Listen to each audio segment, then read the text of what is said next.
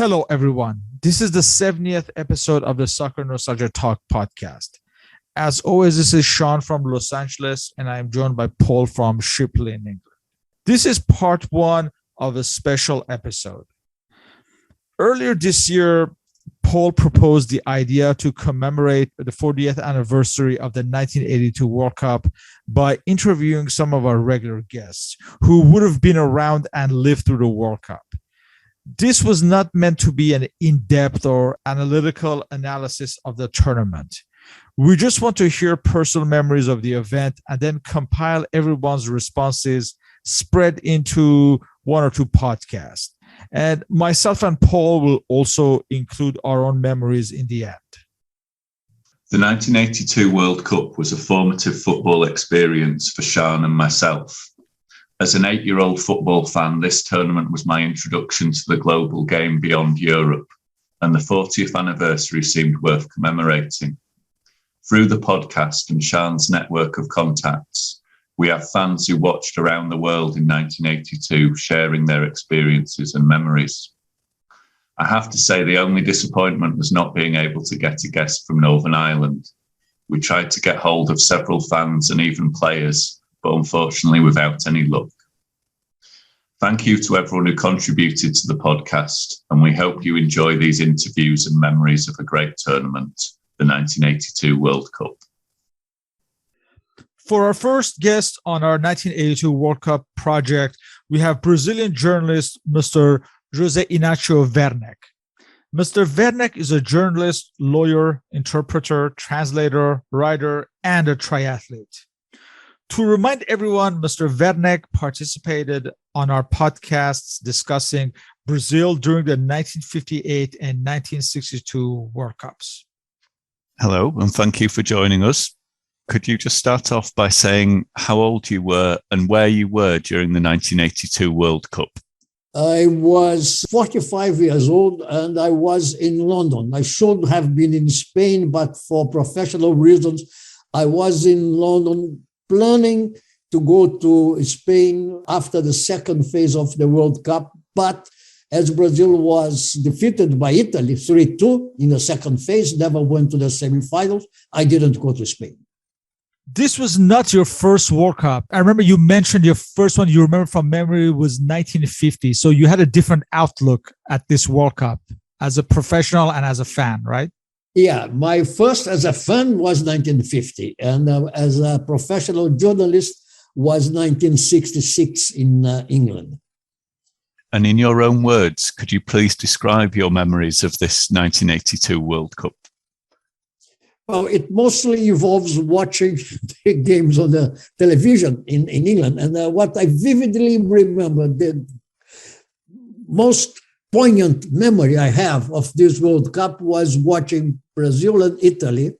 And Brazil had just scored the second goal, which in that case meant that Brazil was going through and Italy was going to be knocked out of the World Cup. And I vividly remember Bobby Charlton as a color analyst for the English, for the BBC at that time. He said, now anything can happen because of the way the game was so open. Brazil, after scoring the tying goal that would have qualified it, instead of defending, Brazil was playing in a very open way. And Italy, of course, was still playing very open, which was contrary to what people usually thought of the Italian team, because they needed to win. So it was a totally open game, both teams attacking.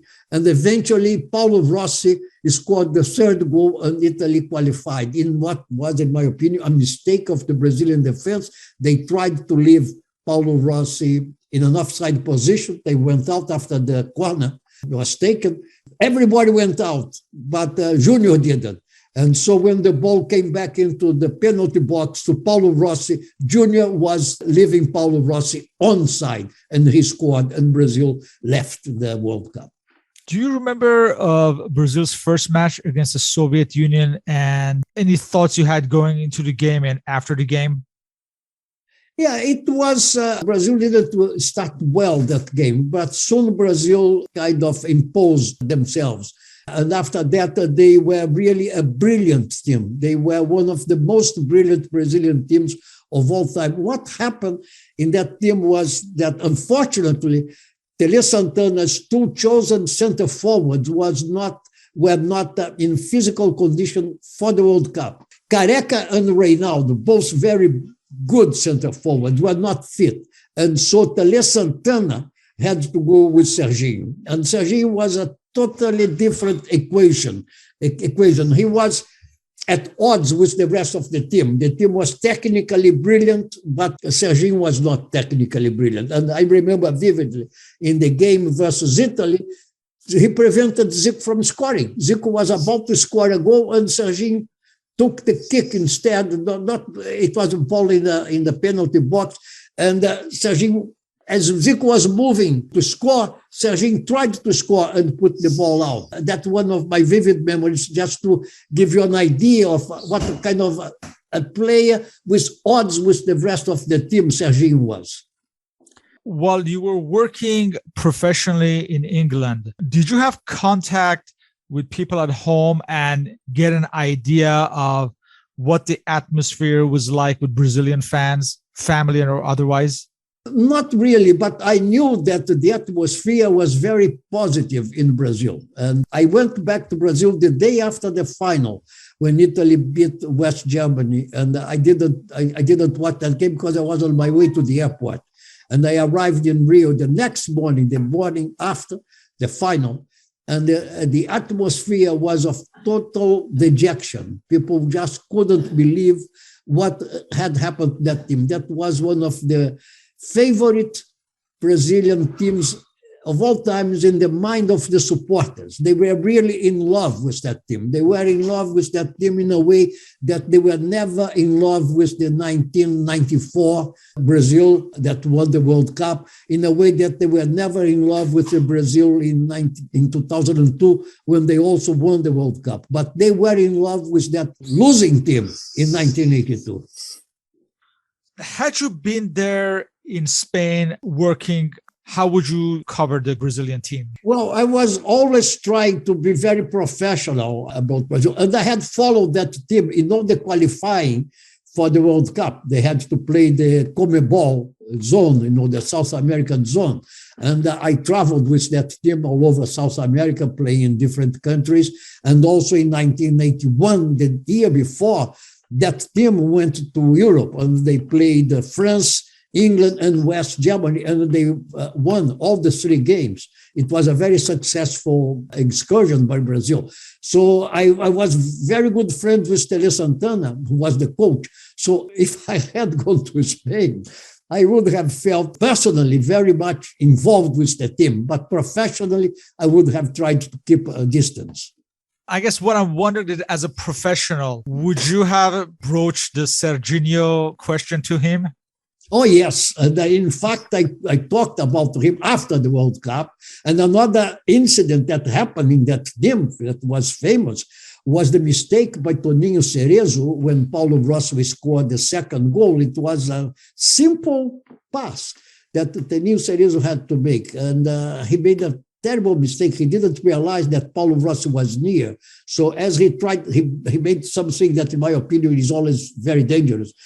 Parallel pass, parallel to your penalty box pass, when you have defenders, and you are trying to play out. You should never do a pass like that. And Paolo Rossi intercepted and scored. And I remember talking to Tele Santana that in that game, the ideal man to be playing in that position would have been Batista, who was a more defensive player, because Brazil only needed to defend. Brazil didn't need to attack in that game. And Batista was a very vigorous, strong, and defensive midfielder, should have been played. But the fact is that he had been injured in the game before, after a foul by Maradona. Batista had come as a substitute for Zico in the dying moments of that game. And in the few minutes he was on the pitch, he was fouled by Maradona and he was injured, so he couldn't play in that game. So there were a lot of circumstances that conspired against Brazil in that game. And I discussed that with Tele Santana very openly before the World Cup and after the World Cup. And while you were watching in England, were there any other matches or players that are particularly memorable from that tournament? Well, I think the most memorable player for me in that tournament was Paolo Rossi, because Paolo Rossi almost didn't go to the World Cup. You must remember he was involved in a kind of a bribery scandal. He was suspected of being involved with people placing bets on soccer games. He almost didn't go to Italy. And in the beginning, he was not really playing well. And then in that game, he all of a sudden, he flourished and he scored 3 goals. And the rest of the World Cup, he was very good for Italy. We know the legacy of this Brazilian team as far as the history of football for football fans all over the world. How is the view within Brazil itself of this team? This team is still one of the most loved teams in Brazil. For people who were alive at that time and remember it, of course, there is a new generation who never saw that team play, apart from watching it on video replays. But, people who were there at that time, it was really, everything was coming together for Brazil to have a good World Cup. But then, unfortunately, disaster struck in the middle of the World Cup. Otherwise, Brazil could have won that World Cup. Beaten Italy, Brazil would have gone on to win the World Cup. Not as a journalist, but as a football fan, in the aftermath, what impact did this World Cup have on you? Made me realize that in football, defending is as important as attacking. At that time, I was more like, in favor of teams like in 1970 and 1982. And now I realize that people have to be more pragmatic in the sense that, for instance, Carlos Alberto Parreira was pragmatic in 1994, and Luis Felipe Scolari had to be pragmatic in 2002. Otherwise, you don't win World Cup. But I would rather, as an observer, as a supporter, watch a brilliant team than watch just a pragmatic team. In terms of all the World Cups that you watched, how does this one rank? I think it would rank second to the 1970 World Cup. High praise indeed. Yes, yeah. Our next guest is Spanish economist Mr. Carles Lozano. Mr. Lozano is a former city council member of Viladecans, which is in Catalonia, and he's also a member of CFA, which is the Spanish Center of Investigation about History of Football. Hello, Carles. Thank you for joining us. Could you please start off by saying how old you were and where you were during the 1982 World Cup? Well, I have a good memories of that. As I was an 11-year-old child, maybe that age is when you remember better the things. And it was really a phenomenon in Spain. Spain is a country which loves football, and that was the first ever great event to be done in Spain. Everybody was about it. Everything was about it at that moment in Spain in 1982. Was this your first World Cup as a fan? Yes, that was. I don't remember the previous one. And that was undoubtedly the first one. You must believe, for instance, how I tell you, but there was even a TV series about the World Cup. If you remember the mascot, the animal, Naranjito. Naranjito was everywhere. Even a TV series with Naranjito as the protagonist that every child in Spain was seeing every Saturday. In your own words, please describe your memories of this World Cup. That was a great event. Really, that was all a country which wanted to do something great because Spain was opening to the world in that very moment. It was a great event in Spain and everybody was mobilized for it. But it was also some sadness for the Spanish fans as far as the Spanish national team had a very short and brief actuation. That was they lose 2 matches and well, the final sensation was sad really between the fans. But the show was very great. The show in every city, I believe that was 14 different cities with matches. And the show, I believe, that with teams like that Brazil, that Italy, was very great. And that was very nice to see. Very nice, some matches of that World Cup. So what city were you in at this point? Yeah, I was in Barcelona. I was in Barcelona. I was living at the time close to Camp Nou Stadium. where it was played the first match of the World Cup. So in order you can see the importance of that match was Argentina against Belgium. Argentina with Maradona, first World Cup for Diego Maradona. The Stadium Camp Nou. Barcelona wants to be the team of Maradona the next summer forward. And not only that, Barcelona had the biggest stadium in Europe, but hadn't the biggest team in Europe. That was, for Barcelona wasn't at that moment. So there was the presentation of Barcelona. We have this infrastructure, we have this wonderful stadium, and we have, from now on, the best player of the world. But the match arrived, Maradona played in Camp Nou with Argentina, and Argentina was defeated. So it was surprising that the first match of Maradona was a defeat. I want to look at Spain in terms of the performances on the field, but also about the organization that was much criticized from outside of Spain.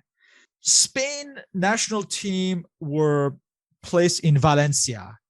And obviously there were the poor performances. In the end, it was said that Valencia was not an ideal place for the Spanish national team as there was more pressure rather than support on the team. Do you agree with that? Well, Spain should have had pressure everywhere where they play. There was the home team, and the expectations in the Spanish fans were really high. There was a short list of candidates to try to world champion, and Spain was included with them. That's a mistake, obviously, that the Spanish team of the 80s was not good enough for being world champion. But here we wanted to believe that it was possible. So from the very first match, with Mestalla absolutely full, the rival was Honduras. Honduras in that time was nobody in Spanish football, and Spain only got a draw, 1-1. In the next match against Yugoslavia, a traditional rival of Spain won because had some help of the referee. That was obvious, nobody could deny it. And the third match against Northern Ireland, it had to be, we start against a very low rival, let's go on. Spain was defeated by Northern Ireland. It was a disaster and criticized. So in the second round, Spain should have gone to a tiny group in Santiago Bernabéu, to be played in Santiago Bernabéu, against teams such as France and Austria. But as Spain has been defeated by Northern Ireland, Spain had to go to play to Vicente Calderón, Atlético Madrid's home stadium, and the rivals were England and Germany, two teams who were absolutely superior to Spain. We should remind the listeners when you said Spain were helped by the referees in a match against Yugoslavia, we're talking about the twice retaken penalty kick. Yes, twice a penalty kick. Spain has a penalty in the first match and in the second match also. That was terrible. And in the third match, Spain was classified because at the same time, Honduras was being defeated by Yugoslavia. It's very sad. You play at home and you depend your qualification of that Honduras being defeated by Yugoslavia. Let me also ask you, as I mentioned earlier, about the organization that was also criticized from the outside. There was a lot of criticism for the sight of the police getting on the field at every turn, at some points even stopping the teams from celebrating. Just the logistics and the organization from the media side was criticized. Do you have any comment on that? No, I don't have remembrance of that, sincerely. I don't have that remember. I remember that the media was centered about the Spanish national team, absolutely. Organizative matters would say that go relatively well. Some problems may come from outside. Well, I remember the draw in January in 1982 was a disaster. The draw of the groups was a disaster, as for instance, there were some pair of teams who shouldn't meet.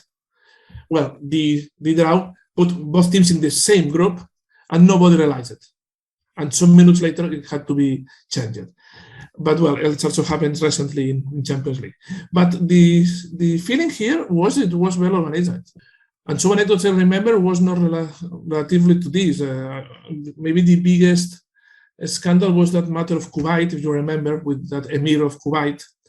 I tell it because that was really repetible, no? A match in Valladolid between France and Kuwait. A goal for France. I remember it was 3-0, I believe. Not a very important goal. And the Kuwaiti Minister of Sports says that goal is not good because someone has whilst from the crowd. And the referee, after some minutes with the stop of the game, finally the referee gives the reason to Kuwait and goal is annulled. It was really incredible. France won the same, but it was incredible. A goal that with a decision taken by the referee because the pressure of the Kuwaiti Minister of Sports.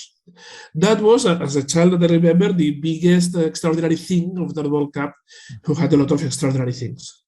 And let's not forget Austria, West Germany, and Algeria situation.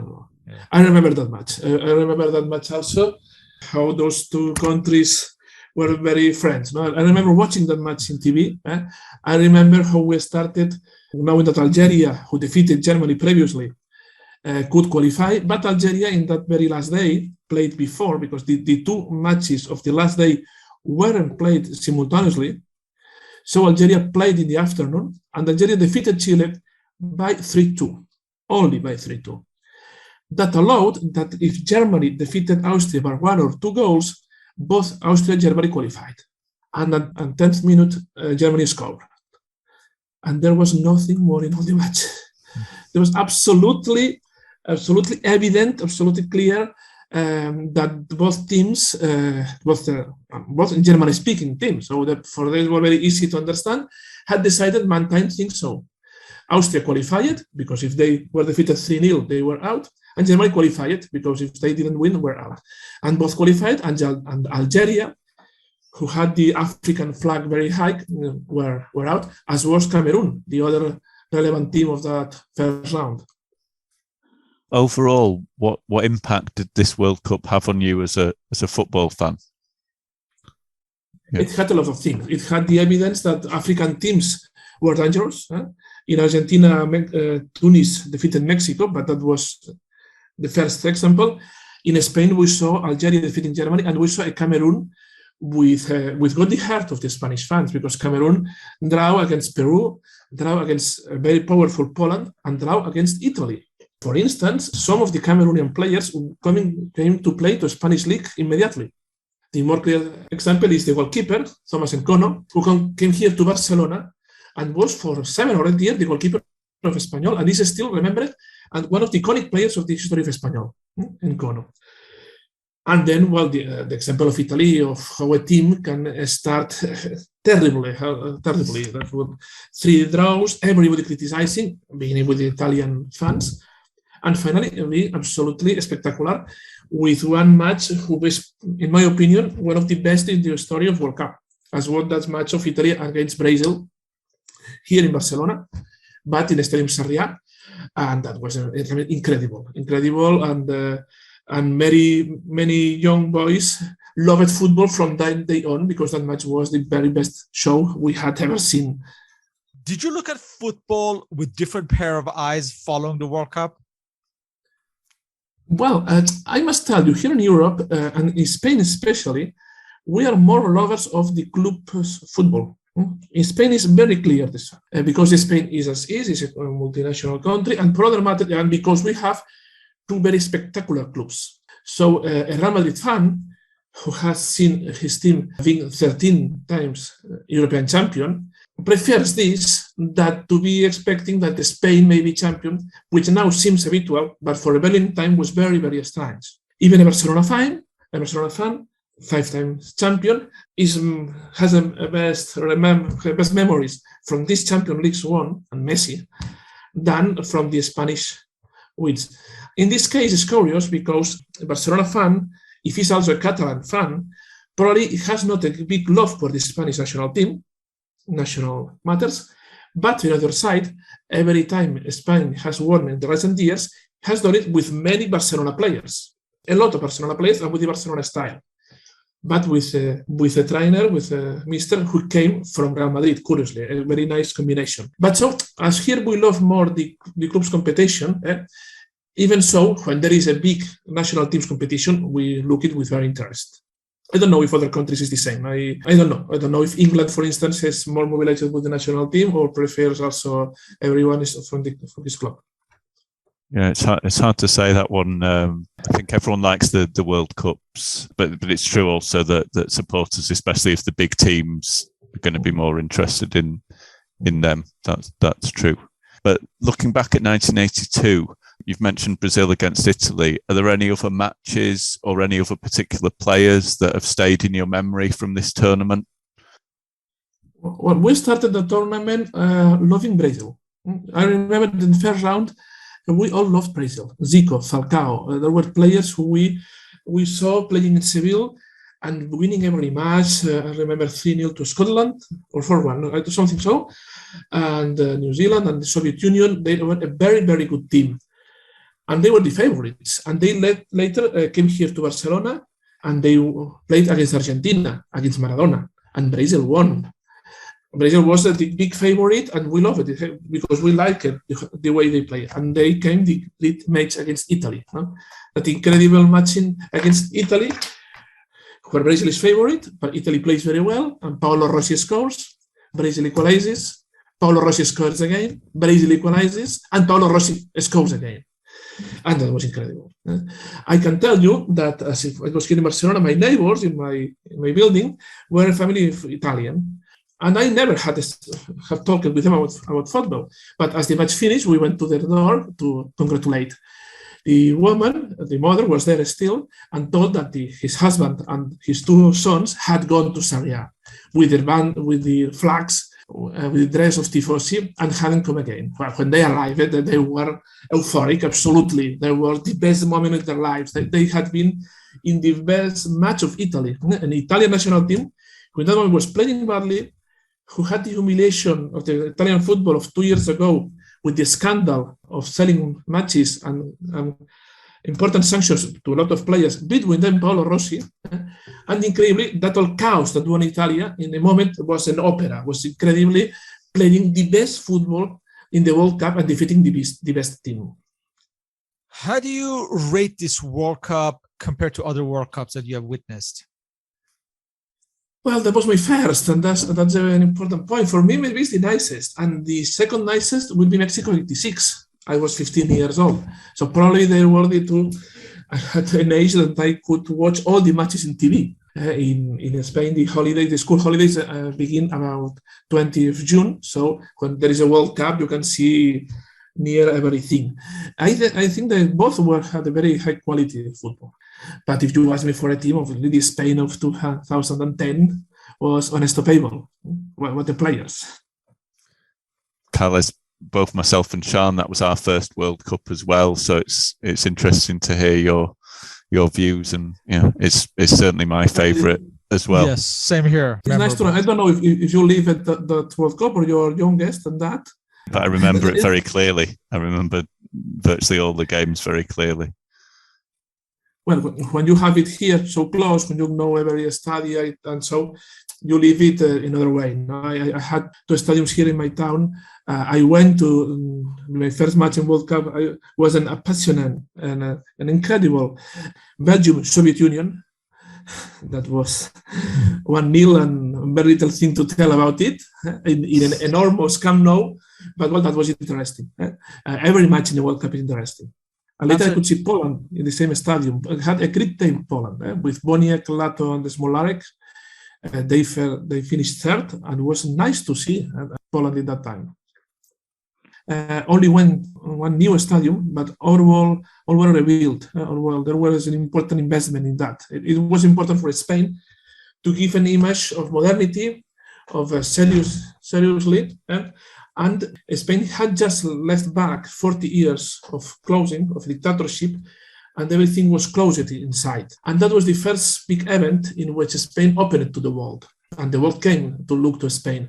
So that was a letter of presentation for the Spanish. I don't know if that gave a very good image. We had the feeling that it was so.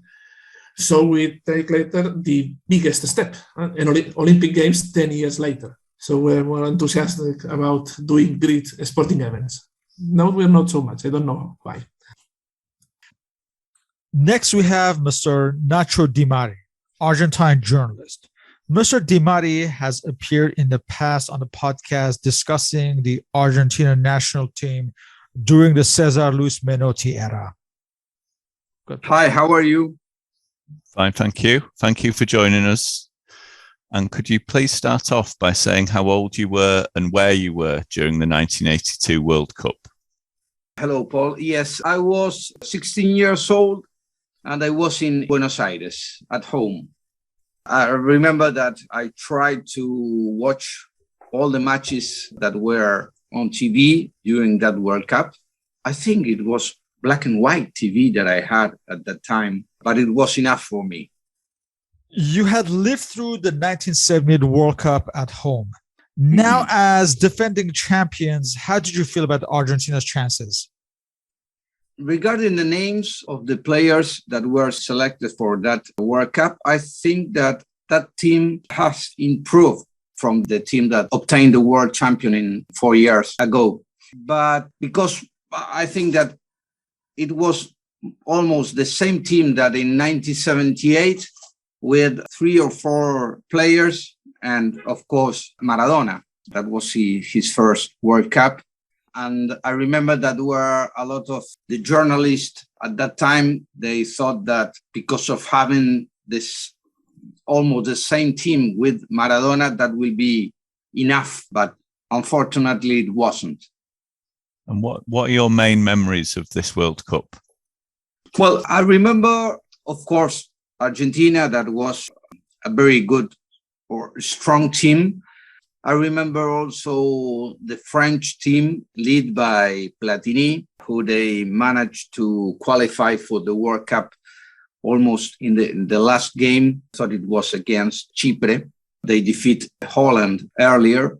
And I remember Italy, of course, that in the first 3 games of their group, they only tied the 3 games. That was very strange that they qualified and they left Cameroon, I thought, behind. But I remember also Poland, who has a very strong team and one of the best players of that World Cup, or for me, of course, that was Sylvie Boniek, who played a very good World Cup, scoring a lot of goals also. I remember England, who was playing since 1970, no? Yeah, first World Cup since 1970. Yeah. And I remember that Kevin Keegan was in that team, but unfortunately he was injured a couple of weeks after the World Cup. I think that he managed to play one last team. 27 minutes against Spain. Him and Trevor Brooking, yeah. Yes, I remember that it was Robson who scored the first goal, and it was the fastest goal in the World Cup, yes. Goal in the World Cup, yes. Against France in the first match. Roger Milla, Cameroon team, that was a surprise with their goalkeeper Nkono, who was one of the best. And I remember also the match between Austria and Germany, who managed to leave the Algerian team behind, but making a match. They tied a match that was incredible because the shame of Gijon. Yes, I remember that also. And in Spain, that I think that we thought that they will be doing a better World Cup. I think it was Santillana, the number 9 that they have, the scorer, and Zamora, the number 10 in that team. Can't forget the match between France and Kuwait that was interrupted by the Sheikh of Kuwait, who entered the pitch and invaded directly. It was very bizarre that. This was the first World Cup of Diego Maradona, as you mentioned. Explain your memories of watching him play during this World Cup. Well, I remember that the first match against Belgium, it was not a good match for Argentina. We lost 1-0. The goal was scored by Erwin Vandenberg, who was a very strong center forward. And he scored I don't remember the goal. It was something strange that happened in the area, and he put the ball against Filiol. But then Argentina had to play Hungary and El Salvador. So the 2 matches were good for Argentina. And we managed to reach the second stage of that World Cup. That was that second stage was not as it's nowadays. We were in a group that it was the death group because we have to face Italy and Brazil. And I remember that Maradona in the first part of that World Cup was not in a good shape. I think that in all that World Cup, I think that we wanted him to be the best player in the world, but we have to wait 4 more years for that. I remember that against Brazil, he was sent off because of a foul he made against, I think it was Oscar, a defender. Batista. Batista, yeah. Okay. He kicked Batista, and I have that photograph of Maradona leaving the pitch and Tarantini, who played in Birmingham, I thought, putting his hand on Maradona's head like a child, like a father and a child. And that was the end of that World Cup for Maradona and for Argentina. We lost against Italy. I think it was 2-1, and Passarella scored a great long goal. range free kick, yeah. Yes. The Italian team was making against the wall. And when Sof was making the wall, he shot from long and he scored a great goal. But I remember that it was the end of an era for the Argentine players and the Argentine teams, because not many of those players managed to play in the next World Cup. I think that Maradona, Passarella, Ortigochea, Valdano, Pumpido, who was the third goalkeeper in that World Cup, but not more, I think. Calderon returned in 1990, but that's yes, but not in 1986. That's right. In 1990, he was there too. Because Argentina was a team that in 1979, we were youth world champions.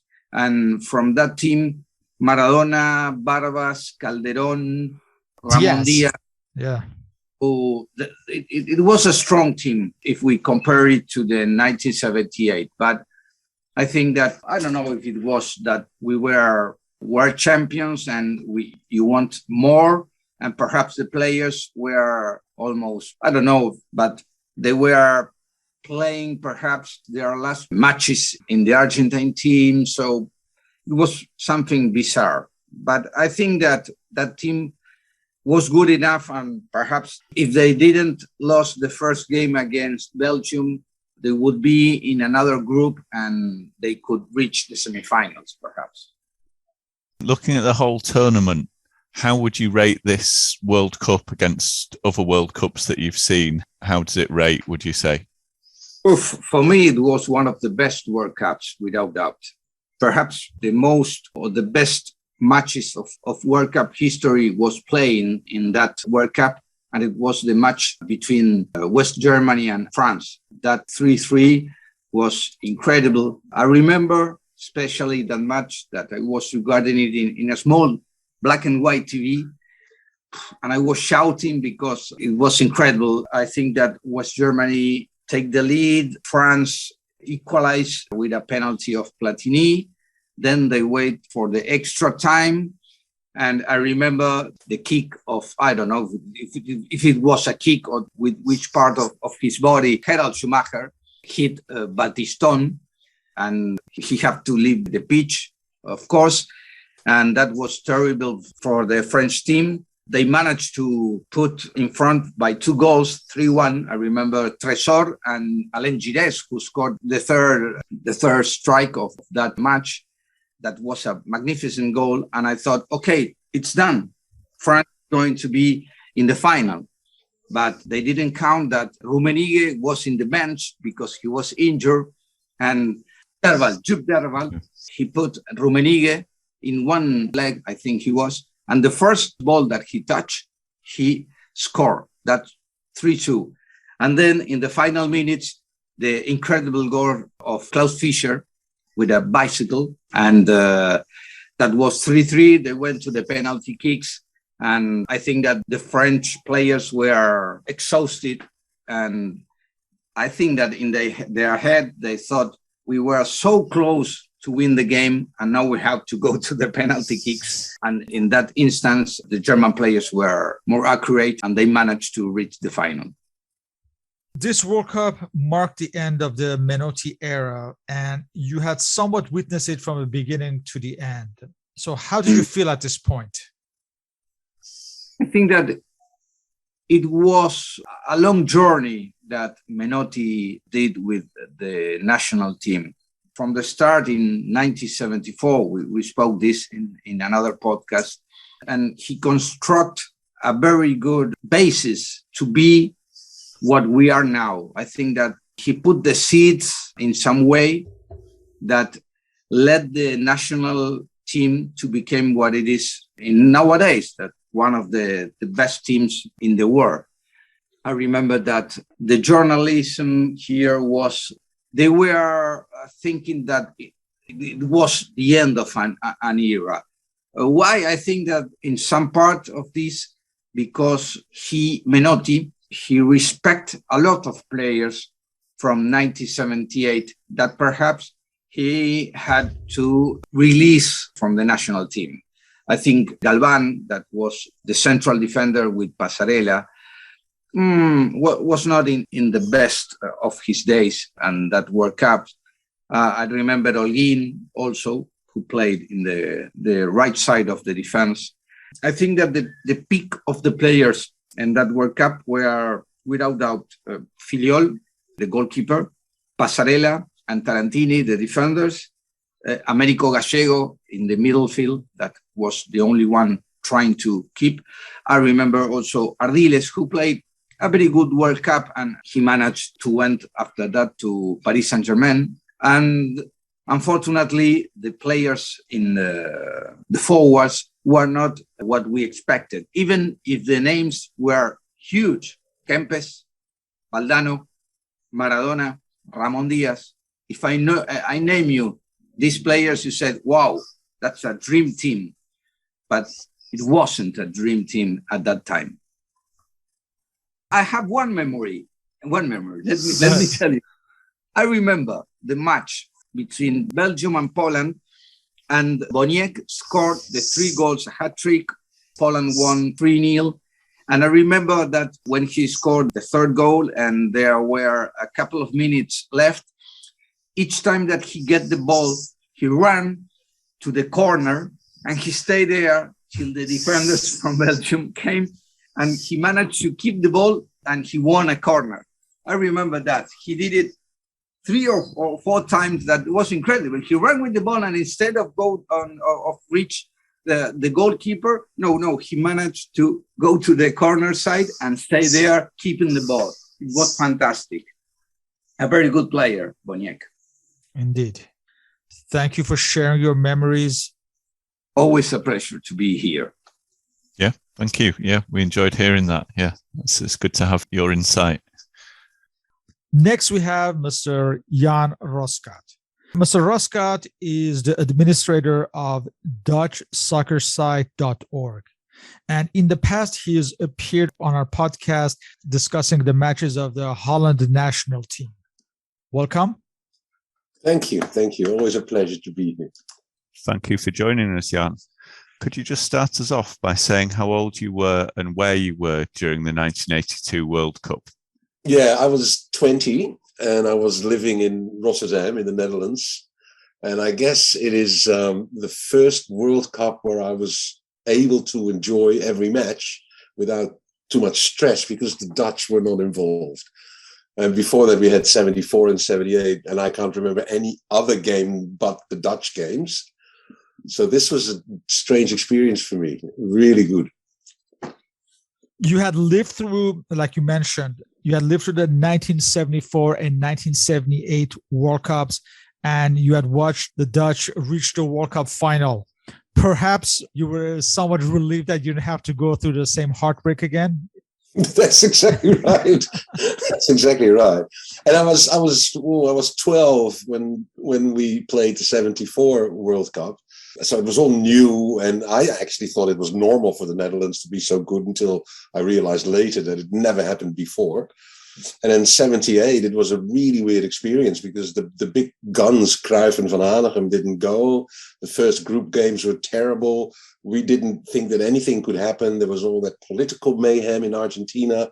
And then suddenly we found our gear and we ended up in the final. So we went from low to a high, but then in the final we lost again, so it was a low again.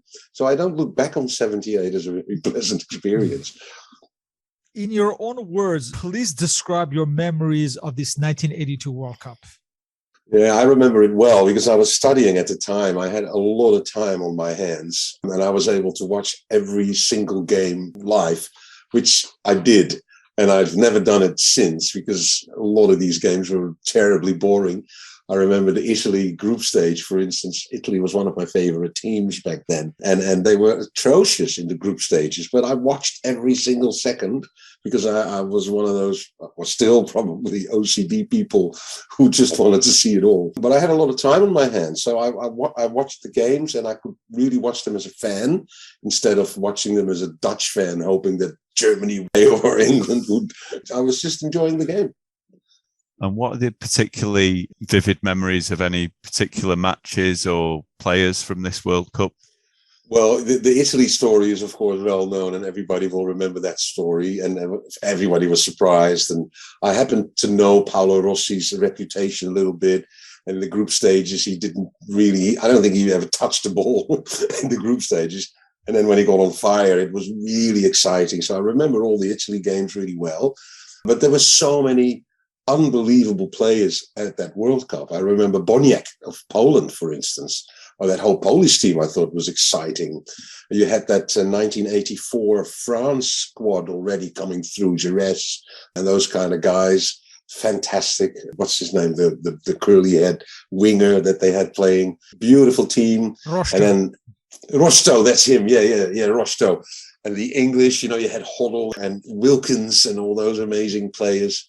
But Safet Susic from Yugoslavia, I've never heard of him before. I think he played for Paris Saint-Germain those days, or he was banned or something weird. But the commentator was talking about him, and I watched Yugoslavia play, and I thought he was sensational. Overhead kicks, and he was really strong on the ball. And I've never seen him since, to be honest. I know he became a coach, and I think his son became a pro player. But yeah, so those unfamiliar names. But what really stuck out for me was Brazil. I mean, Brazil, the guy, the left winger, Adair, who would hit corner kicks with his outside of his boot straight at goal. I mean, I was watching TV thinking, what am I watching here? Really, really fascinating. So, yeah, I think Brazil, Yugoslavia for some reason, Italy, England, West Germany had a really good team as well, by the way. So, yeah, it was just an exciting World Cup to watch. With Holland being out of the World Cup, was there a team that you picked to be your favorite? Brazil. Yeah, absolutely. Brazil. And back in 74, they were butchers when they played the Dutch. There was blood everywhere and limbs everywhere. In 78, I can't even remember Brazil. But in 82, when they came with Socrates and with Falcao, Zico, Junior, Adair, I mentioned him already. What a team. And they were smiling and they were dancing the samba on the pitch. It was heartbreak when they lost, obviously. But yeah, Italy had something as well. And Italy, they were more like an assassin. And Brazil was more like a samba dancer. So it was fascinating to watch. I really go back in memory and can see it all happening in front of me. I haven't had that with any World Cup since, in all honesty.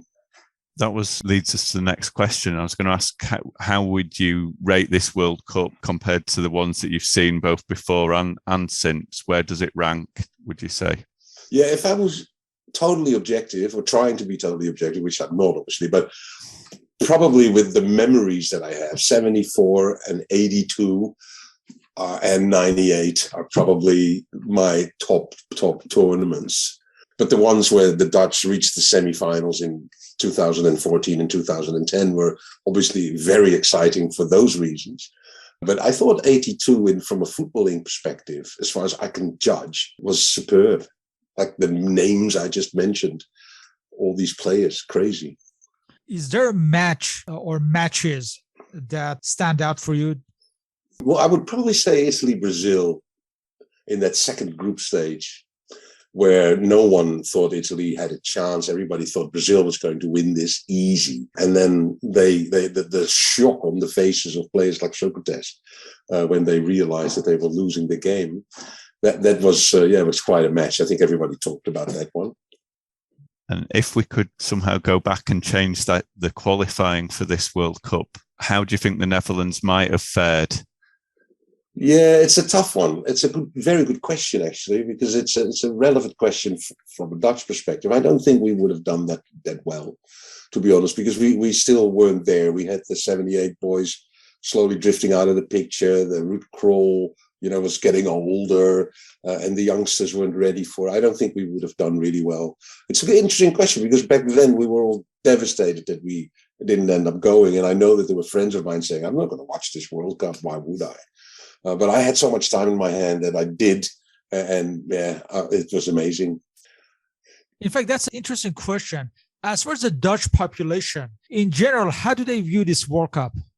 Yeah, that's a good point. That's hard to say. I think most people enjoyed it. I think most people would pick a team to support. I think a lot of people in Holland didn't like West Germany, so when they ended up losing, that was a joy for a victorious feeling for the Dutch in a strange way. Yeah, I think overall everybody felt this was a very, and it might be something you guys know, there might have been a change in setup or something or other from 78 to 82, which may have impacted the World Cup in a positive way. I think the second round. It was that was new. Groups, yeah. Sorry, I don't think 78 had the semi-finals, did it? It had a longer group stage that went straight through to a final. Yeah, and of course the France-West Germany semi-final was a classic. Yes, of course. Yeah. Yeah, I forgot about that one actually. Yeah, you're right. Crazy. Yeah, I think from my memory, it also felt that the coverage on TV was way better. They had maybe triple the number of cameras.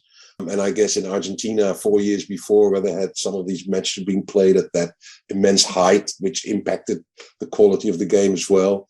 Whereas Spain, I think the World Cup, the temperature, the climate in Spain was perfect for football matches, particularly at night. And I think the pitches, from what I remember, the stadiums, they're all top quality. So I think overall, the experience of that World Cup was quite stunning. And it's only gotten better in that respect, if you look at infrastructure and coverage on TV and all this. We haven't mentioned this yet, but it was also the first World Cup with 24 teams. Yeah, exactly. It felt bigger. It felt epic almost. It's like that 1980s Euros. I think there was only 4 teams in that. So it never felt like a real tournament. It was just like a couple of national teams doing something in summer. And I think in 1980, we really had a really bad summer, but no one cared. Who cares? And the Euros now obviously is huge. You had Cameroon making an impression. I remember that as well. I can't remember Argentina. Argentina was with Passarella and Ardiles, of course. Maradona. In 82, eh? Yeah. In 82. Yeah, you're right. Much was expected of him, but he was very young again. He didn't deliver, but that's a whole story in itself. Yeah, you're absolutely right. And obviously Mario Kempes was in there and Tarantini, all these amazing football names. I just don't really remember their matches that well. I think Passarella scored a couple of goals. And Belgium had a very good team as well, of course. Sentiment. How old were you guys when the World Cup was on? I was 9 years old. Paul? I was 8. Yeah, and how do you remember the World Cup? Well, it turned me into a football fan. So yeah, here we are. Yes, 50 exactly. years later, 40 years later, yeah. Yeah, I loved it. All the reasons you said. I think the coverage was really good, and obviously for Europe, they were on at good times of day. Exactly. It was great. It was and because there was so little international football on TV, then it was amazing seeing these teams from different parts of the world. Great memories of this. Yeah, same. And England had such a strong team as well. All these amazing names: Trevor Francis, Brian Robson, of course. Yeah, wow. And they hadn't qualified for 12 years as well, so it was a big thing. Yeah. Can imagine. Yeah, cool. Yeah, and I remember it was probably the year, I'm not sure, but we had a second TV in the house. Those little personal memories where my mum ended up saying, I'm not going to watch that. Why are we watching Kuwait, France? So I had to sit watching it in a separate room on a little second TV. Crazy times. And now everybody's got flat screen, big mofos of TVs hanging everywhere in their house. By the way, was it color TV on at your place, or was it black and white? No, it's a good question. It was the first TV that we had, the big one, or the bigger one, was a color TV. But the little one that I had to watch the games on was black and white. Yeah, it's a good point. And all these crazy draws that Italy had in the first round. Peru, I think it was, and a couple of other nations. Cameroon, yeah, exactly. Boring. Shit, I remember those games. Terrible. And I was telling everybody, Italy, you got to watch Italy. Yeah, there were some groups that are really exciting, other groups not as exciting. But overall, when you look at the whole tournament, it was memorable. Oh, absolutely. And I think also because of the juxtaposition of the non-exciting games of Italy, and then suddenly 3 days later they would smash Brazil, and then Argentina, and then Poland, and then West Germany. And of course, the epic moment that Tardelli scores in the final. Eh? Oh, yes. I think that's sort of the image of that World Cup, isn't it? Yes, the cry of the schizo. Yeah. Or the yell of the schizo. I'm not sure if I'm translating it properly, but yeah. Yeah. And it's the first time I saw Sirea play, and that sort of was quite something as well. He was, in our view, and we're biased, of course, but he played almost like a Dutch libero as a sweeper, moving across, and a great player. So where were you, Shahan, when this was going on? I was in Iran. I was still in Iran, but at this point, I wasn't even watching football before the World Cup. But at the end of it, the game had gotten my blood. So yeah. How do you get it out? Yes. There's no vaccination for that one. Well, the funny thing is, I also remember now we're talking about that from what were you doing? I think this tournament was in June, and a couple of weeks later, or maybe a week later after the tournament, we went on a holiday to Spain, which was one of my first times that I would go, to Spain and meet people from Spain, from Italy, from France, and what have you. And we met a large group of Italians. So the minute and this is football for you, of course. You don't speak the same language, you don't have the same background, you don't know anything of one another. But the only thing you can say is, hey guys, congratulations, Marco, Tardelli, and you're friends for life. Wow. So we had all these interesting almost replays of the World Cup with French guys, Italian guys, Spanish guys, a couple of Dutchies. That's always something that happens as well, I think, as in football impact, how that impacts people. Just in the way that they find it. Yeah. Well, that's exactly right. But we speak English, all three of us. But even if you don't, you just need a ball and you can all play together. You don't need to speak each other's language to play football or enjoy football together, which is cool. This is true. Very true.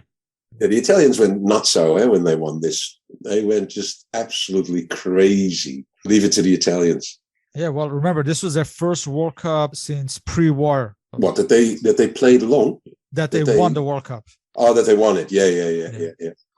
Well, at least they did. I mean, we never did. Yeah, it was really cool. It was a really cool World Cup. On that note, I'd like to thank you. It's interesting to have someone watching, more or less as a neutral as well.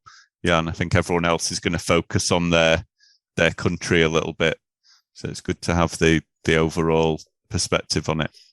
Yeah, well, I guess, I don't know if you have that too, but I watch football differently when I watch Ajax play or the Dutch team, or when I watch Chelsea play Real Madrid. I'm able to sit back and just really watch the game, the tactics and the movements. Whereas when the Dutch play, I'm just yelling at the screen. Yeah, you're involved in it, aren't you? Yeah. I'm very important in those situations suddenly. Cool, guys. Well, thanks for giving me the opportunity. I'm looking forward to the end result. Great. Thank you. Thank you, Jan. Thank you.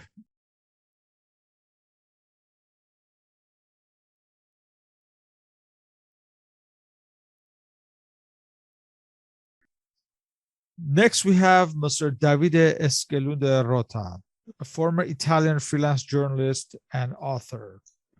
He has appeared on a podcast discussing the matches of the Denmark national team. Thank you for joining us in this World Cup special, David. Could you please start us off by saying how old you were and where you were during the 1982 World Cup? Yes, I was 13, and I was in my small country when I was born, not long from Biella, northern Italy. The name of the county of the town is Andorno Micca, a very small town. And I remember my family in that period as a public bar and hotel.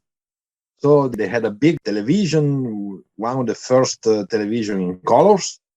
And I remember I saw almost every game in the television about 82 from start to the end. And of course, I was excited for Italy. Italy was a world champion in that year after many years. And I remember in the start, Italy was not playing very well. Press was very critical about the Italian team, Berzot's team. So I remember me too, honestly, very skeptical. I was not sure Italy was a good team. But game after game, they were better and better. And then people was more and more excited about Italian performance. Was this your first World Cup as a fan? Not exactly, because I remember also something about 78 and a little bit about 74. 74, I remember stickers and newspapers and names, but not in the television. But the first was 78. I remember Argentina's goals in the summer. And I remember, of course, Argentina's World Cup, they played very late in the evening. The game Italy-Argentina in 78 was played in midnight in Italian time. And I was 9 years old, so my family was not so happy to take me so long in front of the TV. But I saw the game at midnight when I was 9. And in your own words, could you please describe your memories of the 1982 World Cup? Yes, of course, Italy was important to me as an Italian, and I remember every games, but I remember especially the games against Brazil, because in that game, Italy needs a win, so draw was not enough, and was played 5 p.m., and I remember the bar in that game was very empty. There were not too much customers, because it was not a big time to see a game in the television, but because every Italian before that game was not hoping to a win from Italy against Brazil. Brazil had Zico, Socrates, Junior, Toninho Cerezo in the midfield. Was one of the best midfields in the football history. And Italy has not played very well in the first group against Cameroon and Peru and Poland. But Italy won against Argentina 2-1. And so there was a little hope to shoot Brazil. And I remember when Italy scored the first goal with Paolo Rossi, some customer was doing something else, was drinking, just playing cards, was for in the TV place. Okay, maybe he's interesting. So Brazil scored 1-1. No, that's important. That's typical Italian, up and down in the motions. And in the last, of course, there were 100 people in front of the TV to support Italy, and then it was a big party. Every Italian was with the car, like we won already the World Cup against Brazil. But there were 2 matches left against Poland in the semifinal again, and West Germany in the final. But it's typical Italian to jump up and down in the emotions. That was about Italy now. But of course, I remember the World Cup in 82, also for many other situations. I remember I was excited about the goals from many, many yards from the big shoots. For example, the Brazilian Eder scored against the Soviet Union, USSR from 4 meters shoot. And also, I remember a shoot from other players from USSR and Scotland too. I was excited about the games when they were changing of the ball from side to a side, because I was thinking the field is very big, so we have to use all the field. It happens no more in the modern football. They played in a short rectangle in the pitch. So I was excited when Antonioni from Italy was changing with a 4 meters pass from side to side. And then other good players like in Poland, they were Boniek, and in France, of course, the king, Michel Platini. So I was excited about the big technical skills about some players with authorities, with the vision of the game, and with intelligence. They were very, very clever to play football in that period, not only physical, not only fast. What impact did this World Cup have on you as a football fan? A good impact, a big impact, but I was already excited about football. So it was more and more, but I was excited about international football already when I was 8, 9, 10. So when I was 13, I was more expert, more educated about football history and tactical and technique. But of course, I loved football because I think it was not only to watch people playing a sport, but also culture, to meet new people from other countries, to discover different cultures. And I was reading a lot of magazines like Guerin Sportivo in the top, an Italian magazine. But of course, when I learned French, also France Football, because I learned French when I was 12 or 13 in the school. So I was also reading French press. And what do you remember of the celebrations after Italy won the final? I remember many people was jumping in the water, of course, in the town fountain, and not me because I can't swim. But I remember many cars with the tricolore, three colors, green, white, and red. But it was spontaneous. People was spontaneous, was happy. Everybody was a brother. We were happy to be an Italian. And if I have to compare this celebration again together with the 2006, it's very different. In 2006, I was not so happy 100% because in some towns, in some cities, there were vandalism, devastated cars and monuments and also rubbish containers just to celebrate. That's not my way to celebrate. The way to celebrate is to be happy, shout, smile, but not to make damages. Of all the World Cups that you watched, how do you rate this 1982 World Cup compared to the others? In the middle, maybe not one of the best, maybe not one of the worst, because some teams, they were very poor. I remember Spain needed help from referees against Honduras. And also the win against Yugoslavia was not so clear, was not so clean. Many referees were not good enough. I remember the game France against Kuwait when the sheikh from Kuwait was in the pitch to disallow the goal. So some things were not so exciting, was not so... My favorite World Cup about level, I think it was, I guess, in the 78 and maybe a bit in the 90. 78 Argentina and 19 in Italy. But Italy was not champion that time. It was Germany. But the two World Cup I prefer. They were 78 and 90. A personal observation. I've noticed that for those of us where this was the first World Cup, we more or less think this is our favorite World Cup. But I guess in your case, this was not your first World Cup. So maybe that's why it's not your favorite World Cup.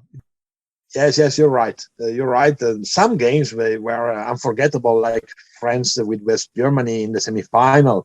And of course, Italy against Brazil is one of the best games in the football history. But some things they show level was not so high in that edition. So there were also a lot of poor teams. They were not good enough to play in a competition like this. Thank you for sharing your memories of this World Cup. You're welcome. Thank you. Next, we have Mr. Gavin Buckland. Mr. Buckland has appeared in the past on a podcast discussing the seasons of the English League. Thank you for joining us, Gavin. Could you start us off by saying how old you were and where you were during the 1982 World Cup? I was 16. I was doing my exams at school, which finished during the World Cup. Actually, they finished just as the group stages were starting. So I was off for most of that time. I should have been advised I was watching the World Cup. And of course, being an England supporter at that age, it was the first time I'd ever seen England in a World Cup. So it was a new and massive thing for me, really, because I was too young for 70, but I'd watched 74 and 78. So England in a World Cup, it seems daft now, doesn't it? But for people of my age, it was the first time you'd ever seen it. What was the coverage like for those previous ones, 74 and 78 in England? In terms of the tournaments, I don't think it was much different to what it was in 82. Well, we've spoken before about how coverage of football changed in the 80s anyway, once you take that into account. But I think coverage was, I'm talking really more, the broadsheet coverage was always very broad, pardon the pun, in terms of, the countries and stuff. And you only had 16 countries anyway in 74 and 78. So you could be quite detailed. I think in 82, obviously the tabloid, unfortunately, like other tournaments, subsequent ones, the tabloid focus was more on the behaviour of England supporters rather than the England team. That was tended to be the more, the aspect that was covered a little bit more. You mentioned you were 16 years old. Would you say at this point that was the first time you were experiencing the World Cup as a knowledgeable football fan? I don't think I've ever experienced the World Cup as a knowledgeable football fan, Shahan, to be honest with you. Yeah, well, you are 16. It's that thing, isn't it, about, didn't he do that study, I think, in Holland several years back about people's favourite footballer are players who are at the peak when that person was 14. Like lots of things, there's at an age when you're most impressionable. I think that 12 to 16. So, yeah, I think knowledgeable, but it goes back to what we said before on this podcast, that the actual information you had was very limited. Then there was still this, and it was far better made for a far more exciting tournament, that anybody outside the home countries, and maybe Germany and Italy, you didn't really know the players. So you could be the most knowledgeable football fan in England, but actually in terms of World Cup terms and international football, be very limited in your knowledge, especially in 82, because they expanded it to 24 teams. So you got countries in there maybe wouldn't necessarily have qualified. I think that was the wonder of it. You could be immensely knowledgeable about football, but actually there was still a wonder to the World Cup. We said before, even continental club football, there was a certain wonder to it, which I think has sadly gone, I think. Can you describe your memories of this 1982 World Cup? Non-England ones. Well, I think in England it started, it was a bit of a cloud, wasn't it, really, because they had this elephant in the room, enormous elephant in the room of the Falklands War, which was still going on. And obviously it was England and Argentina. And, I think it came back because they have to have a 30 years rule in England where they release papers that were secret at the time, but can be released 30 years. And I think it came to pass in 2012, I think it was, that, the government thought seriously of pulling out all the home countries, because obviously Scotland and Northern Ireland are qualified from the World Cup purely because there was a war going on at the time, which is, obviously, as we speak, quite a contemporary subject, sadly. And in looking back now, yeah, it's an interesting one, and obviously Argentina were there as well. So, I mean, television didn't show the Argentina-Belgium games, the first match, didn't show English television didn't show the game at all, either as live or as highlights form, because they feared protests from people who, obviously giving publicity to a country that at war with, was, you think, yeah, you can fully understand that. So that was the start. The tournament itself, I mean, I could talk about the tournament for long. At the time, it was a tournament, I think, that got more exciting as it went on, I think. I think there's a bit of rose-tinted spectacles about the 82 World Cup. When it was going on, he didn't necessarily think it was a great tournament. Obviously, England done well. There was a few highlights. Northern Ireland. The excitement for me, when I look back on now, is the sort of last sort of week or two. You saw two of the greatest game I've ever seen of football ever, which is Brazil and Italy, which will always be the best. I mean, I don't think modern football allows you to see a game like that anymore. And, the France-West Germany semi-final was another epic. And so you got that momentum of the Italians, I think. And also, I like, in early on, there was sort of feeling there was a few shocks, wasn't there? Algeria beat West Germany. Honduras had stayed in the tournament till the third group game. Cameroon's had. So you had sort of the flowering of some of the African nations. Really, it's because of 24 teams, it seems so much longer, which was, we ain't going to complain when there was little live football on television at the time. But it was a tournament gone better. And at the end, I think the right team won.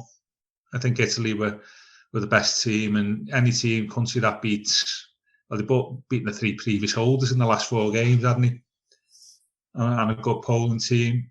It's at the time, so I thought it was a tournament that gathered momentum, but there was still some interesting storylines along the way. I mean, there was some odd stuff, wasn't it? It was when the Kuwait game was against France, where the shaky Kuwait was, whatever it was, got on the pitch and pulled the players off. You had, and then obviously you had that embarrassing, appalling game in Gijon, isn't it, between Austria and West Germany, where they, basically West Germany scored earlier on, and that was enough to take both teams through, and then they passed the ball to each other for the rest of 80 minutes, which meant that Algeria went out. And, so there were some changes to the World Cup after that, wasn't it? Because that meant after that, which you thought they would have learned the lessons from 78 with the Brazil and Argentina and Peru and stuff, that the final group games went on the same day. And then they had them 4 groups of 3, which I quite like, actually, to be fair. And then they got rid of that and then went straight to knockout in Mexico in 86. So there were some things there that actually never happened again. To the untrained eye, then it was decent, but the drama was at the end. I think and I don't know we talk about England, but it's a tournament that looks better now than 40 years later than what it did at the time. If you read the more educated stuff at the end of the World Cup, the contemporary press reports, from people like David Lacey in The Guardian, Stuart Jones in The Times, their opinion that was quite negative. Tournaments, it was bloated. There'd been concerns with FIFA even 4 years before that, actually. Well, yourself, there was still hammerings given out in the 16-team tournament. There were still weak teams. So there was a feeling actually 24 would affect the quality even more. Somehow got 48, haven't we, for the next World Cup. So there was a feeling that 24 was too big. When you saw teams like El Salvador got paced in New Zealand. It's funny, isn't it, Dan, that the tournament was seen as being elite, far more elite than what it is now. And it wasn't necessarily it's all about politics and money now, I know, but it was very much then seen as the elite, that you had to be good to play.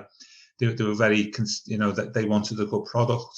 So, and that was the feeling of the tournament, really, that 40 years later, it's obviously held up as one of the great World Cup tournaments, but actually, when you look back on it now, it probably wasn't. I mean, I think Brazil, the other thing, wasn't it, was that last stage of Samba football, wasn't it, in 82? So I think 82 is quite a significant World Cup in terms of the way international football changed. After that, everybody holds the Brazil team up as one of the best teams never to win the World Cup. And I query that, to be honest with you. Yeah, I think they had a great midfield. Falcao, Socrates, Adair obviously played a little bit in front of them. Zico, obviously, Cerezo. But the defence wasn't great. The goalie was not very good. Serginho was a batsman centre forward. If you look at it that way, they got beaten by the first really decent team they played. I mean, they went behind. I mean, they were lucky against Russia. Russia should have had 3 penalties. So they're held up as being one of the great, and everybody loves favourite Brazilian team. But I think that's because of what happened afterwards, where Brazilian became far more functional than European in their approach to tournaments, and that was the last sort of Samba football team. And I think they're held up, but I put them nowhere near the Dutch as a football team in the 70s. It was far more rounded, effective unit from front to back, a bit more intelligent footballers, across the pitch. History, I won't say overrated, but I think they certainly got a reputation because of 3 or 4 players in their team. And I think if you have a look at 82 and the squads, all the Brazilians still played in Brazil, all the Argentinians still played in Argentina. When you get to 86, a lot of them now have moved to Europe. Zico, Socrates all went to Europe. I think Falcao was there already with Roma. You have a look in 86, a lot of the South Americans now playing European football and become a bit more professional, a bit more, they lose that, maybe that more disciplined in their play. And I think that contributed to the more systematic approach the South American countries had after the 70s and 80s. So in that way, the 82 was sort of the end of a period of 16 to 20 years of a certain type of South American team. And so that was significant. But it still had its moments, didn't it? Really, I think some really good players flourished. Boniek, thought was a great player in 82. Great hat-trick against Belgium. The French midfield was something to behold, like the Brazilian, the epic game against the West Germany. And I think Italy were just, what a tournament that was for Italy. The 3 group games, I think, did they score 1 goal, was it? And conceded 1, or look completely out of sorts against, it was Peru, Cameroon, was it Poland, I think, in their group. Got through rather luckily, but then he went into the knockout stages and the second round stage, beat Argentina 2-1. Gentili, was it 22 fouls on Maradona, was it, in 90 minutes? Yeah, but this is like the professionalism of European teams. He'd spent 2 days studying Maradona, hadn't he, Gentili? Videos watching him play. Then marked him out the game, and then Italy won 2-1, and then Brazil beat Argentina 3-1. When Maradona, I think, after 5 games of being kicked, he lost it, and he got sent off. And Brazil beat them 3-1. And then you come to this epic game, and I said the greatest game of football I've ever seen, in terms of, it was great because it wasn't a knockout game, because the result had to happen in 90 minutes. There was never going to be extra time or penalties. Italy had to win, Brazil had to draw. So every time there was a goal scored, even if the game was a draw, one of the teams had gone through. You know what I mean? Unlike a knockout game when it's stalemate, they still put a chance of winning. The draw suited Brazil. So the Italians then had to score again. And that made it such a great game, I think. I think if it had been a knockout game at 1-1 or 2-1, the Italians would have shut up shop and played for penalties, but they had to go again and score. And it was just a fantastic game of football, classic, boxing that stars make fights, and that Italian counter-punching against the Brazilian flair. Rossi scored 3 absolutely brilliant goal poachers goals, having not scored in the tournament. The 2 Brazilian goals were sublime, weren't they? The first one, Zico's, it wasn't a Croatian or such a thing, but his flick inside to Socrates, and then the other goal, I think, where Falcao, I think it's a run outside to Falcao, and he comes in, he whacks him with his left foot. And you're thinking then at 2-2, and then the Italians miss it, wasn't it? And Rossi, he was 6 yards out, puts it in, and then the Italians should have scored. Antonioni had a great goal disallowed. Wrongly went to make it 4-2, and then Zoff makes great saves, 40. 80 this year, Dino's off. And that has so many subplots, because Rossi had been part of that top Nero betting scandal in Italy, 3 years out the game, and he let him go after 2. And Enzo Bertot had brought him in, and he'd done nothing in the group matches. And all of a sudden, he catches fire, and then, like the Italians do, and then they played Poland in the semi-final when Boniek was suspended, unfortunately. Rossi was was a great. I mean, he's one of the best players of centre forwards I've seen, of getting that extra half a yard in the box ahead of the defender, anticipating when the ball's going to come in. And I think he scored 2 goals like that against Poland.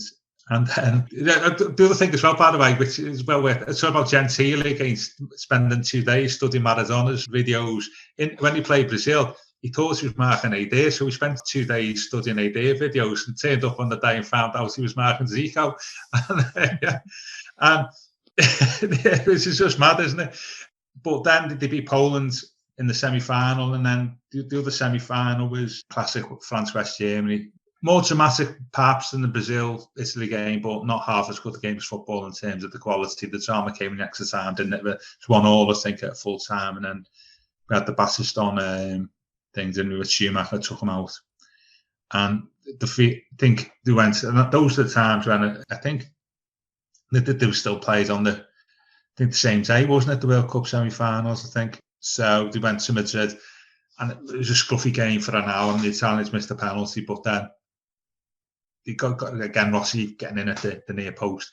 I mean, people say that Gentile was a destroyer, but it was a great ball by Gentile into the area, and then the Germans fell apart a little bit, and the Italians threw to what was an emotional victory, I think. I always liked Enzo Bertos. I thought he did a lot to get Italians out of that negative mindset and defensive mindset he had. And they were weakened in the final because he had no Antonioni. I think they lost the fullback as well. Bergamy played. I think he was only 18, wasn't he? And then I always like that nice touch from Berto at the end, because he brought out Graziani, got injured early on. He brought out a Belly on a sub, who then scored, and then he took out the Belly off, didn't he? 68 seconds from the end, and got Franco Calcio on the pitch for the last minute. So he'd been Berto virtually, for 6-10 years. I don't think he'd hardly played, but it was nice symbolic touch by Berto there to give him 60 seconds in a World Cup final, because he'd been so important for him as a player. And so that was really it for me. We're not going to talk about England, and the other game that's worth talking about is Northern Ireland's win in Spain, which is probably still the best result by a British team in the history of the World Cup. 1-0 in Seville, which is a horrible place. That's where they play all the intimidating games, don't they, in Seville at the time. It's a bit like playing in England at St James's Park, isn't it, a full international or something. It's and that was the other main memory. But yeah, rose-tinted spectacle says it's a great tournament. Everyone says that, but when I was looking at it again, and when I think it probably overrated, but still produced some wonderful moments and matches, from a non-England perspective, which we're going to talk about. This tournament for England, at least, seems to have been lost in the fog of history. There seems to be more emotional resonance with 86 because of Hand of God, and 1990 with Gaza Mania. But England did really well on balance in this tournament. How do you personally feel about England's World Cup performance? What might have been, really. I think the thing in 82 is, you've got to remember that they were very lucky to qualify, really. I mean, if you have a look, they got beaten Norway, they got beaten Switzerland. I think Romania took 3 points out of 4. I mean, Romania were in the box seat, really, and they threw it away, I think, in the last 2 games, when England just thought they were going out, and managed to beat Hungary. But when we got there, I think there was an interesting dynamic at the time between Ron Greenwood, who was quite an expansive coach, and Don Howe, who was coach and manager. Don Howe was the England coach, who was far more, as we all know, Don Howe, quite pragmatic, very. It was a bit grey, wasn't it, with Don Howe? He was a great coach, but not known for expansive, attractive, entertaining football. Very much old school, and I think the squad they picked was a little bit imbalanced. There was no natural width in the team. I think Greenwood never took a winger. I think the obvious one to take would have been Tony Morley from Aston Villa. I think he brought Graham Ricks in, but you've already got Trevor Brooking in. I know Brooking was injured. You've already got players like that. I know I wouldn't class Coppell as a winger, by the way. I always think Coppell was a right midfield. He was a wide man rather than a winger as such. He worked back, but on the left-hand side, he never he never really had anybody who could provide width. So the squad, there was maybe a couple of others, maybe Alvin Martin might have gone as well. And so it was quite an aging squad, really, in some respects. You had people there who were approaching the end of their career, you know, and obviously you'd taken Brooking and Keegan there. And when we got to Spain, they were both injured. So that cast a shadow, I think, over England's preparations. And you get this extraordinary story, which I think is far wider audience of Keegan with his back problem and borrowing, I think it was a Fiat, wasn't it, wasn't it the waitress in his hotel he was staying? He drove all the way to Germany to get his back looked at by the specialist who treated him, thinking his Bundesliga games, in his career. This is just mad. So that's from that to start, but I think there was an opportunity missed because we beat France. It was slow started. That was a great result thing about it because France could easily have won the World Cup, and they won 3-1, solid and 3-1, and then from then on the performance deteriorated. They beat Kuwait 2-0 and Czechoslovakia 1-0, so they topped the group. It's funny how these things work out, isn't it? England topped the group, but then go into it. You got Germany and Spain in the second phase, where France finished second and they got Austria and Northern Ireland. It's funny how these things work out, that they don't pan out. And so when you come out the group stages, and they were functional against Czechoslovakia and Kuwait. They never picked Hoddle. I think Hoddle only limited minutes, and they're playing Spain and Germany, group of 3. The opening game was against Germany. That was the day my exams finished. That was I always remember and watching in this. Anyway, long story. But you needed, I think, some sort of anything to liven you up. It was probably the most boring game of international football that you could ever wish to see. If I recall, there was only 2 moments of drama. I think it was a Brian Robson header that the goalie tipped over and landed. And then it was a Ruma Negretti? Yes. The bar late on. So I think that's where those groups of 3 work against you. That whatever you do when you go in the first game, need a team, don't lose. Whatever you do, don't lose. And then I've never played Hoddle at all, which I thought was strange. You had Wilkins and Robson in the middle. I think probably the only World Cup that Robson was ever fit for England in the 3, Brian Robson, that is. The defence is solid. You got Shilton, really still probably late peak years, still top class.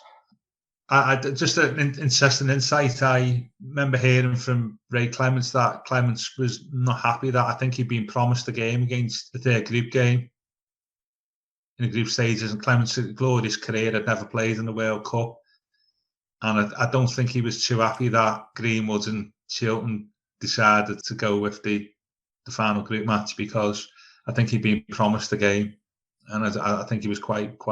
I won't say bitter, but he was unhappy about that, quite rightly so. Up front, we were maybe lacking a bit real international class, and he would have had to have played Hoddle at some point. Really, he should have got a lot more game time. So Germany beat Spain 2-1. I think they won the 2-0, and we play Spain in the final game. It was the Brazil-Italy game in the afternoon. In UK times, I think it was 4:15 in the afternoon. And I think 8:50 in the evening, I think, the kick-off time. While I remember that, because things come back to me now, when we played France's first game, I had an exam at school, and they started the exam. The exam was used to finish at 4:30. It was 4:15 kick-off. So the school started, they shouldn't have done this, started the exam half an hour early. So finish at 4 so people could get home, to watch the, anyway. So never seen so many people finish an exam early. And I ran out the exam hall at 4 o'clock. I lived about a mile away, Ran into our house, not seeing England play or score in the World Cup.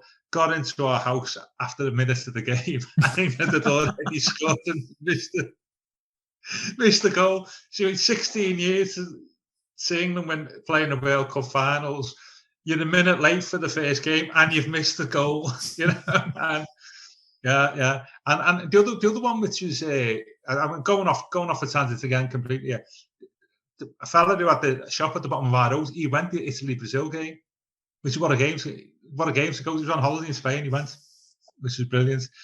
So, yeah. And the other thing what made the Italy-Brazil game bad about going off the side is it was in Espanyol's old ground, wasn't it? So it was very close-knit, atmospheric, loads of colour and stuff. It would never have worked and be regarded the same if it had been in the new camp, in the cavernous thing. It worked because everybody was on top of the pitch. So that was a little bit of extra flavour. But England, when he played Spain, I think back, he kept Greenwood. He was, I don't know, he was too defensive, wasn't he? There's an argument to say there, well, why didn't he start Keegan and Brooklyn and then see what happens rather than keep them off keep them on the bench in 60, 70 minutes. And of course, they both came on and then they both had good chances to score, wasn't it? Keegan with the header and Brooklyn where he come in from the right side of the 6-yard box. And I think the goalkeeper saved it. And then we went out because the Germans had 4 points and we got 2. Conceded 1 goal in the tournament, the first game. And I think the Germans in 82 weren't decent. They were decent, but they weren't top class where they were in 90 or 74, nowhere near as good. Rummenigge was injured for the start. Even though they were reigning European champions, they were there to really be beaten. And to be honest with you, and we went out to an average German team, I think, for them. Probably good than everybody else's eyes, but they were averaging. I think we won. Was it 3 teams went out unbeaten? Was it Cameroon's was one, wasn't it? I think also didn't lose a game. There was low in that, and I thought it was just an opportunity missed. Really, we started off really well, opposite to Italy. Started the tournament really well and then deteriorated. And we're very risk averse in terms of the team selection. Having a winger, Morley would have been ideal against Spain or later on against Germany. Come on, was at his peak then. Just set up a goal in the European Cup final. He wasn't even in the squad. Yeah, it was disappointing. And I think going back to your question, Shahan, about whether it is forgotten about because of the manner of the exit, really. 86 and 90, we built up momentum in the tournament, didn't we? And went out on it, got interest gradually accumulated in both tournaments. Where in this one, I think it probably, if anything, went into reverse. So we went out with a whimper rather than a bang, where in 86 and 90 we went out with a bang. 86, I think, because of the Maradona as much as England's performance.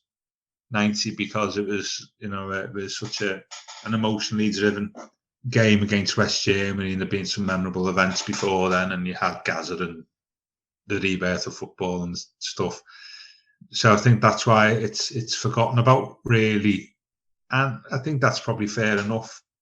We didn't score a goal in 3 hours of knockout. What was effectively close to knockout football. Didn't concede, and nobody's going to remember if your final 2 games at a World Cup a goalless, are they? Really.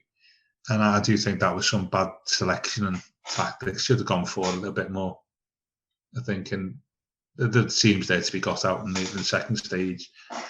But that's tournament football for us. That's why the Italians were so worthy winners that day.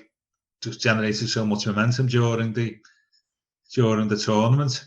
And England, as I say, did the opposite. And you alluded to it earlier, Gavin, but where would you rate 1982 amongst the World Cups that you've seen? Rose tinted spectacles, isn't it, really? I mean, at the time, I look back on it now because of the Brazil-Italy game and the France-West Germany game. And the colour, you think it's that you only remember colour, don't you? And everything's felt right. The kits were great.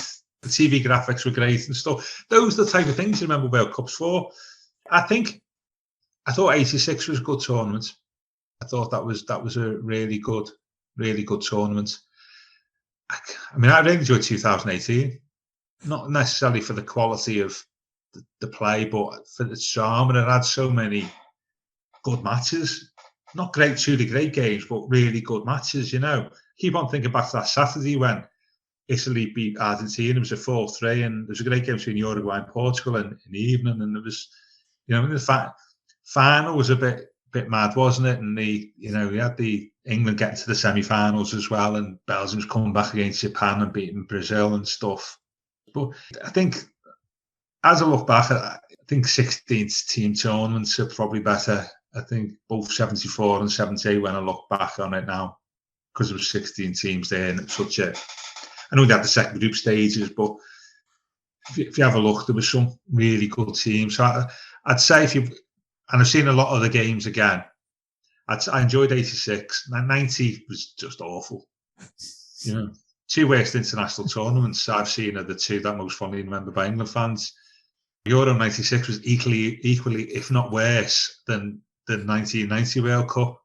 94 in America was okay. 98 in France was decent. That was a good World Cup. I think 2002 was spoiled by the time difference and just the general problem having it in two countries. Germany just okay. South Africa was dirty, wasn't it really?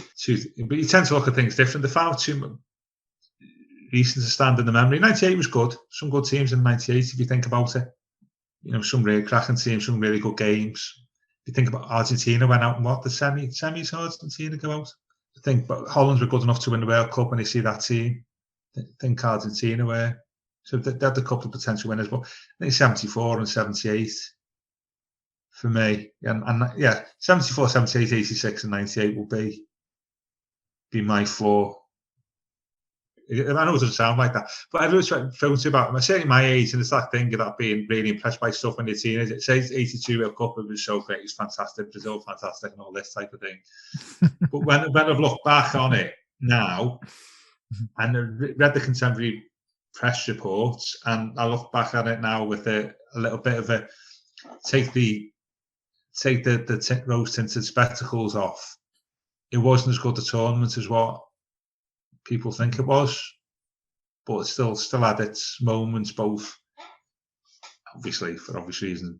Brazil, Italy, it still had its moments. It was a great narrative, wasn't it, with Italy as well. Enzo Berto was a great manager, and that where Paolo Rossi's redemption and stuff, and England were going the other way, and then they had this fellow where England never qualified them for the European Championships in '84, so. And Greenwood went. I think it was announced that Robson was actually in the tournament. That Robson was going to be taken over. So, yeah, it was all changed for England after '82 as well. And I think that Spain game. I think Brooker never played again. Keegan never played again. Mills never played again. There was probably 4 or 5 players there who it was the swan song of their international career. So it was very much the end of an era, I think, for England, but an opportunity missed. Thank you for your memories. Pleasure. Thank you. This concludes part 1 of the special 1982 World Cup 40th anniversary podcast. Next time, we will continue with part 2 and more memories from our frequent guests. As always, feel free to leave questions and comments. For any questions, you may contact me on my blog and on Facebook under Soccer Nostalgia. On Twitter, I'm at SP1873. Mr. Paul Whittle can be contacted on his blog, The 1888 Letter, and he's on Twitter at 1888 Letter. You may also follow the podcast on Spotify and now on Google, Apple, and Stitcher, all under Soccer Nostalgia Talk Podcast. Please leave a review, rate, and subscribe if you like the podcast.